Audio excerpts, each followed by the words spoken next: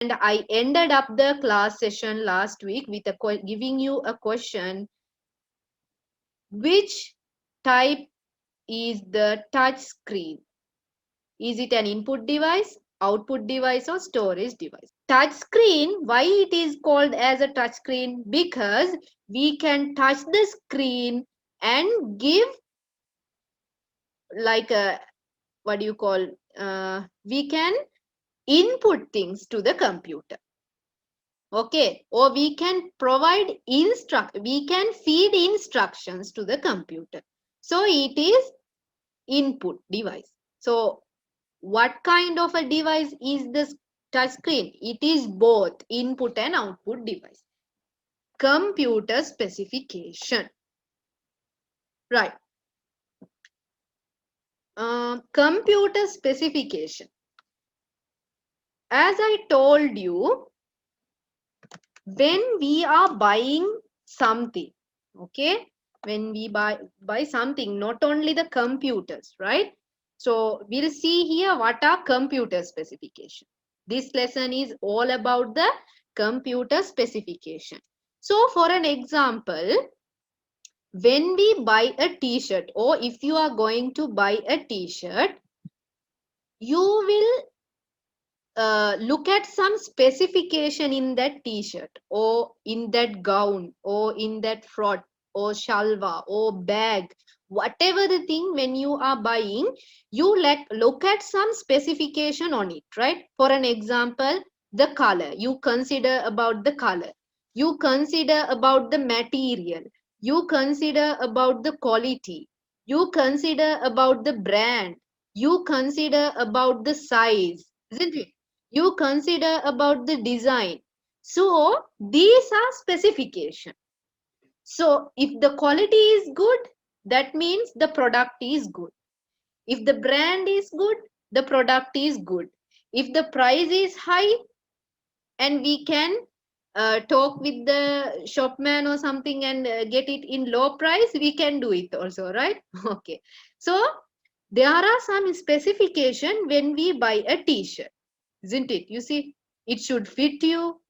The size should be suitable for you. Now tell me, if the size is big, is it suitable for you? No. If it is very small, not suitable. Like that, when you are buying a computer also, you should consider all these things, not the size and all these things. Okay. The computer has its own specification. Now these are the specification of a t-shirt. We'll say you are going to buy a book. So what are the specification of the book? One, if you want to do mathematical operations, you should buy a squared book, right? Square box book. If not, if you are going to write only some notes in English literature, or in ICT, or in a science, or like that, you will buy a ruled book. If you are going to draw arts using that book, you will buy a art book, isn't it? You will buy an art book. And then that is a specification. Another thing, the pages of the book. How many pages are in the book? Is it 80 pages or 40 pages? So you think, no, this is the beginning of the year. So now only I am going to enter the school. So I have to buy a 200-page book. So these are specification. And brand of the book. Is this brand is good or not? Is it Atlas, or is it the local brand, or a high quality brand? So we look for some specification when we are buying a book also, isn't it? Okay. When uh, buying a, for an example, say you are buying an almirah, or you are buying a cupboard to store your dresses. So you should buy a suitable cupboard for you, right? So you consider the size of the cupboard, and you consider about the what else, the space of the cupboard, how much you can store dress in that. So you consider about some specification about the product, isn't it?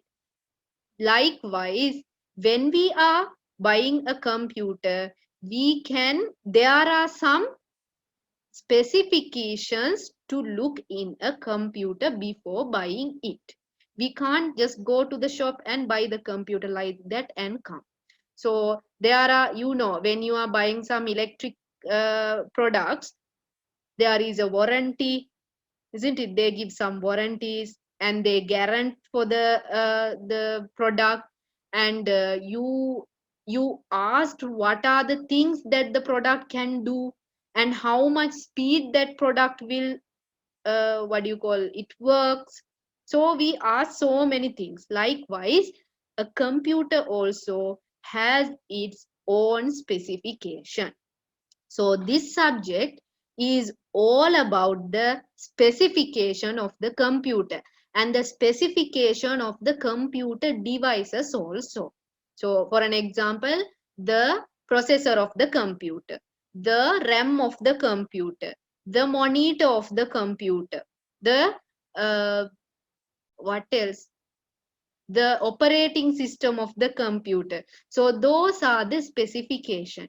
Each device has its own specification.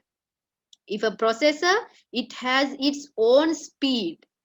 So I should select the suitable speed which I want only. Okay, so you should know how to see the speed of the processor. Understood? So this is the specification of a computer, right? So specification of computers and peripheral devices, right? First one I am going to teach you, that is today's lesson. Today I am going to teach you about the processor. I think you have learned about the processor in grade 7. Okay. For an example, if you have a kitchen, not if you have a kitchen, probably there is a kitchen at home, right? You are having a kitchen in your home. Okay, has the ability to swiftly respond to all sensations. Okay, so as I said, in all the houses there is a kitchen or two kitchens. So say okay, or in a hotel there is a kitchen. So why this kitchen is made for? So the kitchen is to cook. The kitchen is made to cook, right? Okay. Now, to cook food, who we need? Whoever cooks the food, we want them, right? It can be a chef, it can be our parents, it can be our sister or brothers, it can be the mother, anyone who cooks the food. So commonly we call them as chef. Okay, so the chef is important, very very very important to the kitchen to cook food. Now see, there is a kitchen. The kitchen is made to cook food or to prepare food. So if we want to prepare this food, or if there are ingredients in the kitchen, so if we want to prepare this food or this ingredient, there should be a chef, right? He is the main one. If the chef is not there, the food is also not there. So the existence of the chef is important, right? Without the chef means no food. Likewise, if it is a computer, now tell me why the computer is invented. So all these keywords, make, study, do, what else? Play games, play, listen to music, listen. So all these keywords are processed, right? It should be processed. If you are playing a game, you should process it, you should do it. Process mean what? Doing it. So I am telling you now, the computer is invented to process the data and information. That's it. So why the computer is invented? To make the data and information processed, or to process data. Mainly they invented the computer to make mathematical operations. Okay, Probably you will learn all these things in grade 10, or you have learned in grade 7, I think, right? These things. So I am repeating, again I am reminding you the old things, right? So the computer is invented to process data. Process means to make the data, right? So I think you can remember our first class when we made a cake. Can you remember? We made a cake. What is the meaning of information? And sorry, what is the meaning of a data?